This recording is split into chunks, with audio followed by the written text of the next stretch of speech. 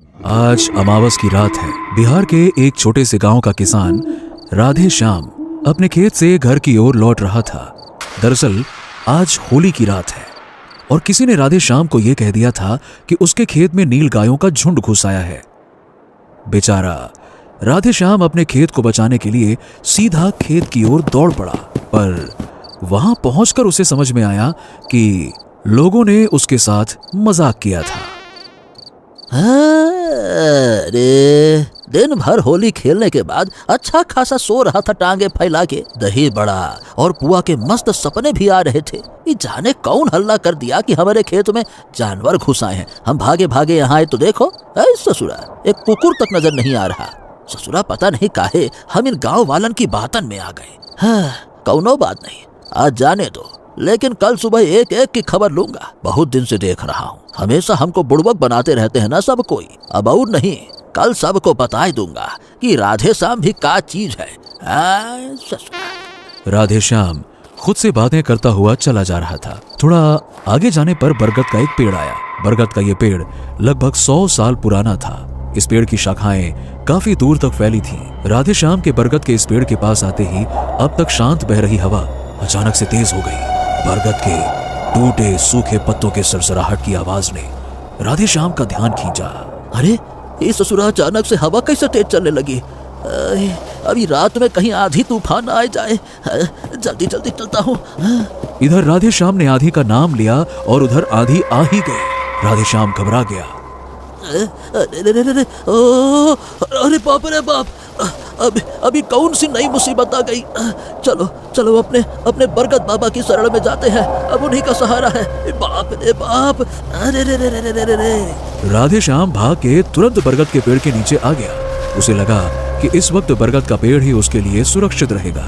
जैसे ही आधी रुकना थमेगी और वो वहां से चला जाएगा। पर राधे श्याम गलत था। उस तेज बहती आंधी में जहां हवा चीख रही थी, वहां एक आवाज और गूंजी।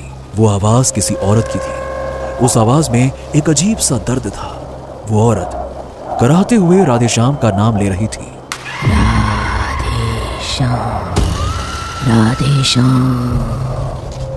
राधे श्याम चौंक गया। ये ससुरा, ये आधी रात में, इतनी रात गए कौन औरत मेरा नाम ले रही है। मेरा कान तो नहीं बज रहा कहीं। अरे रे रे रे रे, ये कौन औरत आ गई रे। वो आवाज धीरे धीरे इतनी तेज हो गई जैसे कोई राधे श्याम के कानों के पास बोल रहा हो। राधे श्याम अब सचमुच घबरा गया। अरे ये क्या तमाशा है भाई। कौन है, कौन है रे। हे भगवान, कहीं कोई चुड़ैल, कहीं कोनो डायन तो नहीं है। नहीं नहीं नहीं नहीं नहीं, ये हमारा भ्रम होगा। अरे हमारा भ्रम होगा ये। हाँ, कहीं पुआ में भांग तो नहीं मिला दिया था रे। ये हमको क्या हो रहा है। तभी उस औरत की चीख निकली और वो चिल्ला उठी। क्या कहा तूने? मुझे क्या कहकर बुलाया? डायन? तेरी हिम्मत कैसे हुई मुझे डायन कहने की? राधे श्याम को अब यकीन हो गया कि कोई भटकती आत्मा उससे बात कर रही है। डर के मारे उस आंधी में भी उसके पसीने छूटने लगे। अरे नहीं नहीं नहीं नहीं नहीं नहीं, अरे नहीं नहीं नहीं, हम तो बस यूं ही कह रहे थे। हम काहे कहेंगे डायन किसी को। देखिए, अब कोई दिख ही नहीं रहा है तो कोई भी इंसान साधारण तौर पे क्या कहेगा बताइए। आप ही बताइए भला। यही कहेगा ना कि कोनो भूत, कोनो चुड़ैल, कोनो डायन। देखिए, पर हमने आपको देख कर तो नहीं कहा ना। राधे श्याम, तुम लोगों ने ठीक नहीं किया मेरे साथ। मैं सारे गांव से बतला लूंगी और उसकी शुरुआत तुमसे होगी। अरे अरे, हम क्या किए हैं समझ ही नहीं आ रहा है। हम तो चुपचाप अपने खेत गए थे जानवर भगाने। खेत में कोई जानवर नहीं दिखा। अब अपने घर ही जा रहे हैं तो आप मिल तो गई हैं, लेकिन यहाँ भी कोई दिख नहीं रहा है। ये सब क्या हो रहा है हमारे साथ। अरे अरे अरे अरे अरे अरे अरे अरे।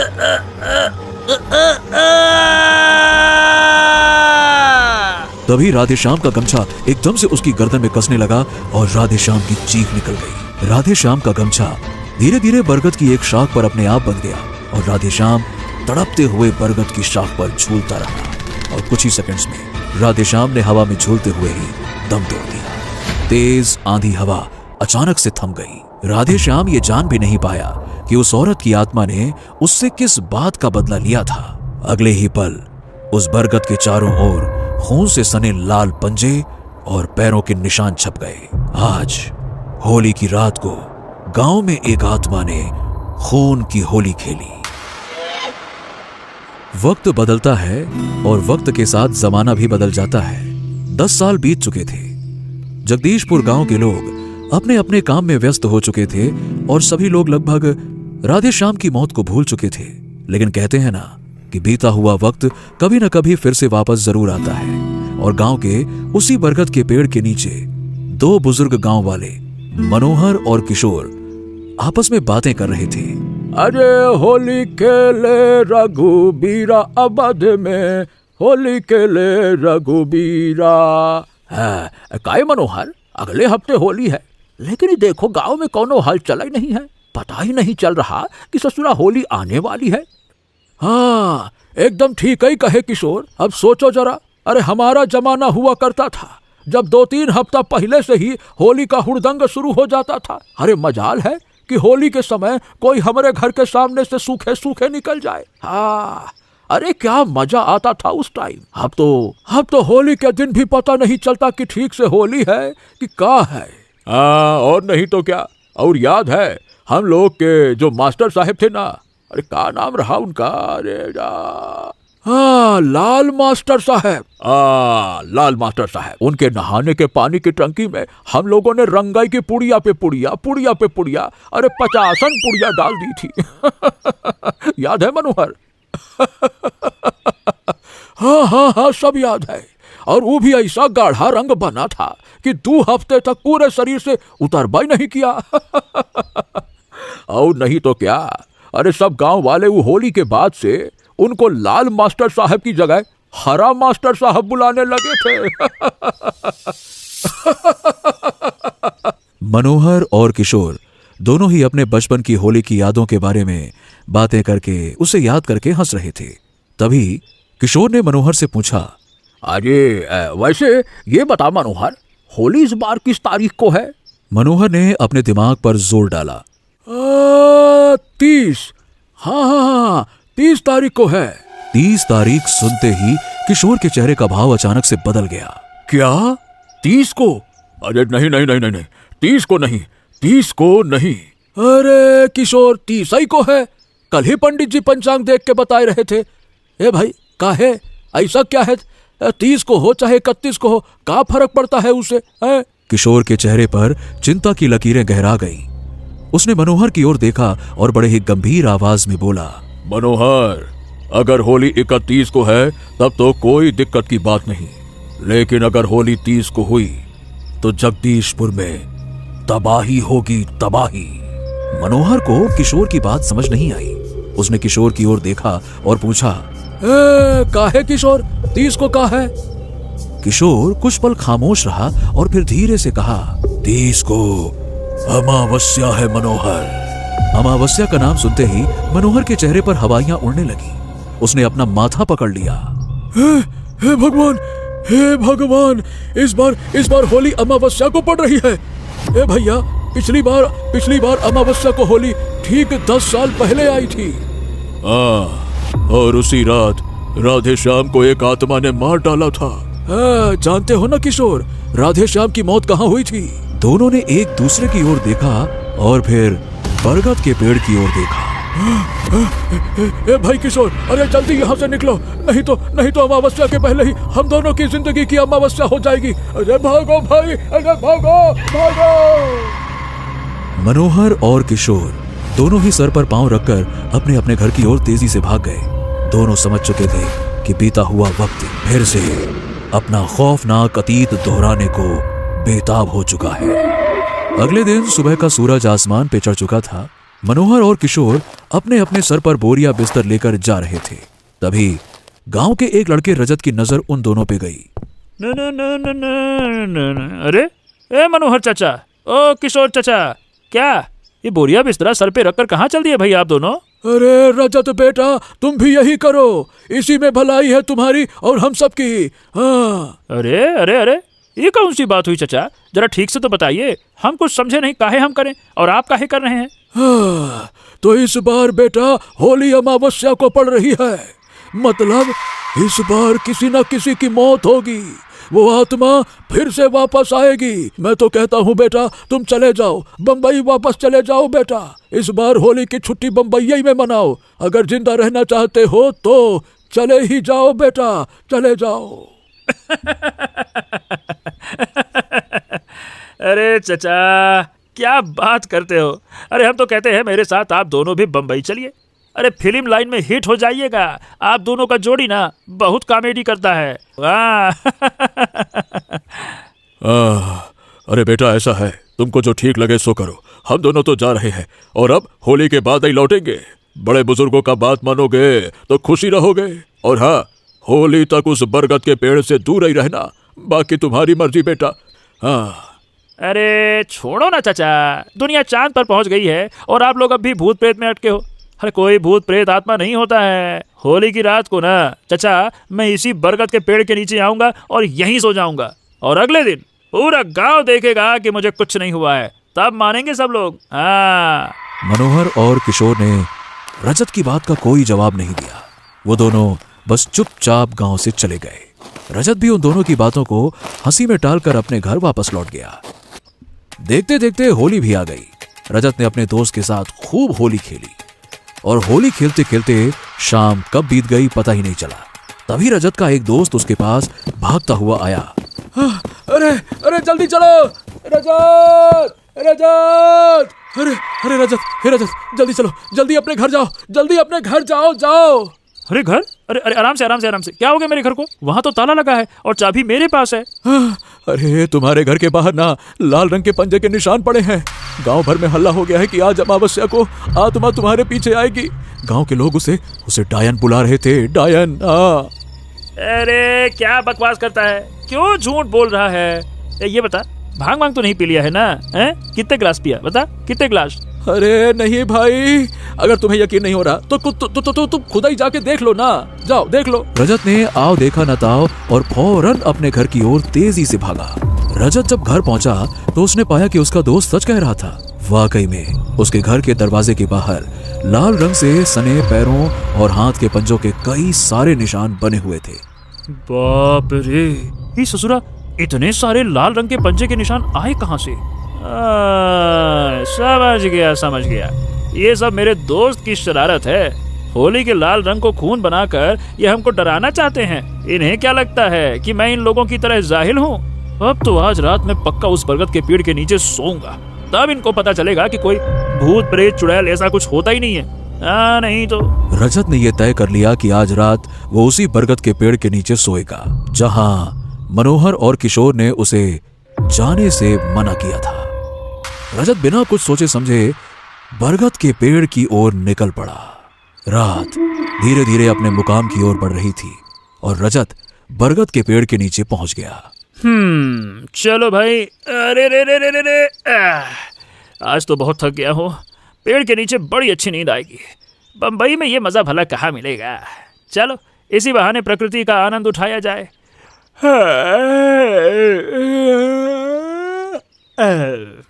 रजत अपना गमछा बिछाकर वहीं सो गया। थोड़ी ही देर में वो नींद के आगोश में चला गया और खर्राटे मारने लगा। अब देखा जाए तो सब कुछ ठीक चल रहा था, और तभी आधी रात हुई और जगदीशपुर में चल रही हवा धीरे धीरे तेज होने लगी। देखते ही देखते तेज हवा आंधी में तब्दील हो गई। बरगद का वो पेड़ जोर जोर से हिलने लगा। पेड़ के टूटे हुए सूखे पत्ते हवा में पागलों की तरह नाचने लगे। चारों तरफ हवा और पेड़ की चीख एक साथ फैल गई। उसी वक्त रजत की नींद टूटी। अरे अरे ये क्या? हाँ ये क्या? अचानक से आंधी कहां से आ गई? तेजी से धूल भरी आंधी चलने लगी और रजत को अचानक से मनोहर की बात याद आ गई। अगर गांव के बुढ़े यहाँ होते ना तो इस आंधी को देखकर यही कहते कि ये किसी भूत का काम है। अरे नहीं, भूत है ही नहीं। क्या कहा था उन्होंने? डायन। डायन, ये लफ्ज मुंह से निकलने के बाद रजत को कुछ ऐसा दिखा कि उसके रोंगटे खड़े हो गए। बरगद के पेड़ के आसपास खून से सने पंजों के निशान अपने आप बनते जा रहे थे, ठीक वैसे ही जैसे उसके घर के सामने बने थे। अरे नहीं नहीं नहीं नहीं नहीं, ये नहीं हो सकता। ये निशान अपने आप कैसे कैसे? नहीं नहीं नहीं नहीं नहीं, गांव वालों ने सच ही कहा था। तभी हवा में एक औरत की आवाज गूंजी। रजत अच्छी तरह से जानता था कि उसके आसपास कोई भी नहीं है। गांव वालों की जिन बातों को रजत ने एक सिरे से खारिज कर दिया था, आज वही बातें उसके ठीक सामने सच बनकर खड़ी थी। मतलब गांव वाले सही कह रहे थे, मनोहर और किशोर चाचा सही कह रहे थे। ये खून के निशान और आवाज उसी डायन की है। उसी वक्त आंधी थम गई और रजत के सामने एक धुंधली छाया जैसी आकृति सामने आके खड़ी हो गई। रजत की डर के मारे सांसें रुक गई। उस अनजाने साए से एक औरत की आवाज आई। डायन? हाँ, तू भी मुझे डायन समझता है? रजत को समझ नहीं आ रहा था कि वो इस बात का क्या जवाब दे, पर उसने हिम्मत दिखाई और अपने आप को संभालते हुए बोला, देखिए आप जो भी हैं, जो कोई भी है, हम आपसे माफी मांगते हैं। हम आपको डायन नहीं बुलाते थे। वो तो गांव वालों का नाम सुनते ही उस अनजान साये को गुस्सा आ गया। वो साया अपने असली रूप में आ गया और रजत के सामने सफेद साड़ी में एक औरत खड़ी थी, जिसके पैर और हाथ के पंजे लाल रंग से सने हुए थे। वो चिल्लाकर बोली, गांव वाले, नाम भी मत लेना उनका मेरे सामने, किसी को नहीं छोड़ूंगी। रजत को उस चीख को सुनते ही डर के मारे चक्कर सा आ गया। उसने फिर से अपने आप को संभाला। देखिए मैं तो आपको जानता नहीं हूँ, लेकिन मैं तो ये भी नहीं जानता कि गांव वालों ने आपके साथ किया क्या है। एक पल के लिए चारों ओर सन्नाटा छा गया। वो औरत रजत की आंखों को घूरते हुए बोलती है, आज से ठीक 20 साल पहले मैं इसी जगदीशपुर गांव में नई शादी करके आई थी। मेरा पति दिल्ली काम करने गया था। शादी के बाद पहली होली आई। मेरा पति होली की छुट्टी में आया। उसने अपने दोस्तों के साथ होली खेली और फिर उन लोगों के साथ खूब शराब पी ली। शराब के नशे में वो घर आया, वो दरवाजे पर ही गिर पड़ा। अरे इतनी कहाँ पी ली आपने? हाथ दीजिए अपना। पीता नहीं हूँ मैं, थोड़ी थोड़ी पिया करो, थोड़ी थोड़ी। अरे वो क्या है कि मैंने पी नहीं है, मुझे दोस्तों ने पिलाई है। हाँ, मैं उनको किसी तरह बिस्तर पर लेकर आई, पर तभी उनको खून की उल्टी हुई। मैं डर गई। मैंने चिल्लाकर गांव वालों को बुलाया, पर उस रात सब नशे में चूर थे। मेरी मदद के लिए कोई नहीं आया। मैं अकेले दौड़कर गांव के इकलौते डॉक्टर के पास गई, पर वहां भी ताला बंद था। डॉक्टर शहर गया हुआ था। होली की उस रात को मेरा पति खून की उल्टी करते करते मर गया। उस आत्मा की आवाज अचानक से भर्रा गई। रजत को भी उस औरत के लिए बहुत बुरा लग रहा था, पर अब वही आत्मा फिर से गुस्से में आ गई। उस रात सिर्फ मेरा पति नहीं, बल्कि गांव के 5 लोग और मरे थे। उनके मरने की वजह थी जहरीली शराब, लेकिन गांव वालों ने बजाय पुलिस के पास जाने के मुझ पर इल्जाम लगाया। देखो भैया देखो, शादी हुए जुम्मे 4 महीना भी नहीं हुए, खा गई ये डायन सबको। हाँ, बिल्कुल ठीक कह रहे हो भाई। आज अमावस्या की रात है और मेरे दादी ने कहा था कि अमावस्या की रात को डायन किसी न किसी की बलि जरूर देती है, और ये वही डायन है। इसके आने से पहले कभी भी किसी की शराब पीने से मौत नहीं हुई थी। और उसके बाद पूरे गांव ने मान लिया कि मैं डायन हूँ। और आज अमावस्या की रात मैंने सबको जादू टोना करके मार डाला और उनकी बलि दे दी। लोगों ने अचानक मुझ पर पत्थर चलाना शुरू कर दिया। मैं जान बचाने के लिए भागी। मैं सर से पांव तक लहूलुहान हो चुकी थी। मुझे लोगों ने इतनी जोर से मारा कि मैं रेंग रेंग कर चल रही थी, और अंत में इसी बरगद के पेड़ के नीचे मेरी मौत हो गई। गांव भर में मेरे खून से सने पैरों और पंजों के निशान छप गए, पर अगले दिन गांव वालों ने उसे भी धो दिया। रजत सर झुकाए चुपचाप खड़ा रहा। वो उस औरत से नजर नहीं मिला पा रहा था। क्या हुआ रजत, अब नहीं बुलाएगा मुझे डायन? हाँ? रजत ने धीरे से अपनी नजर ऊपर उठाई और उस औरत की तरफ देखकर कहा, देखिए, मैं समझ सकता हूँ कि जो हुआ वो माफी के लायक नहीं था, मगर इस बात को 20 साल हो चुके हैं। अब गांव के लोग बदल गए हैं। लोग अब इन सब बातों को नहीं मानते, इसलिए आप भी सबको माफ करके भूल जाइए ना। रजत की सब भूल जाने वाली बात पर उस औरत की आत्मा जोर जोर से हंसने लगी। क्या कहा तूने?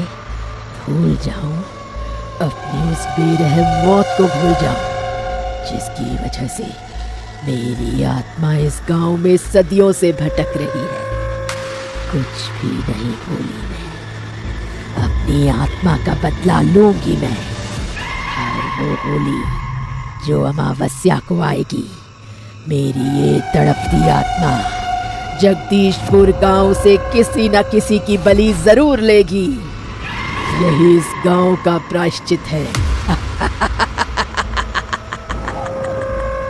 उस औरत की आत्मा ने अपने दोनों हाथ उठाए और फिर हवा जोरों से बहने लगी। रजत ने भागने की पूरी कोशिश की, मगर आंधी इतनी जोर थी कि उसके कदम बेबस हो गए। जितना भागोगे रजत, उतनी ज्यादा दर्दनाक मौत दूंगी तुम्हें। रजत ने आत्मा के सामने अपने आप को समर्पित कर दिया। अचानक से हवा में रजत का गमछा उड़ा और उसके गर्दन के चारों ओर लिपट गया। रजत ने अपनी आंखें मूंद ली और एक झटके में उसका शरीर हवा में उछला और बरगद की एक शाख से जाकर पड़ गया। उस गमछे से लटककर रजत की मौत हो गई। 20 साल बाद उस औरत की आत्मा ने जगदीशपुर में फिर से खेली खूनी होली।